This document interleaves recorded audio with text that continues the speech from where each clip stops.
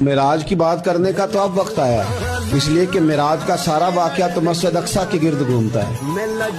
سبحان الذی اسریٰ بعبدہ لیلا من المسجد الحرام الی المسجد الاقصیٰ۔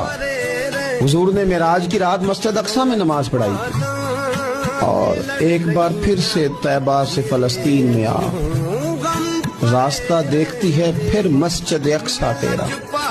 ایک بار حضور گئے تھے مکے سے مسجد اقصیٰ، اور وہ مسجد اقصیٰ جس کے بارے میں میرے نبی پاک صلی اللہ علیہ وسلم سے ایک صحابیہ نے پوچھا تھا، یا رسول اللہ مسجد اقصیٰ میں نماز پڑھنا کتنا کو بہتر ہے باقی نمازوں کے مقابلے میں؟ تو حضور نے فرمایا 1000 گنا بہتر ہے۔ بی بی عرض کرنے لگی، سونیا میں جا تو نہیں سکتی، دل بڑا کرتا ہے۔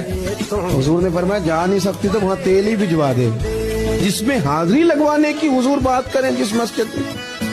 اور نبی پاک علیہ السلام نے فرمایا خاص کر کے سفر کرنا ہوا تو 3 مسجدوں کے لیے کرنا، ایک مسجد حرام بیت اللہ کے لیے، ایک مسجد نبوی کے لیے، اور تیسرا مسجد اقصیٰ کے لیے۔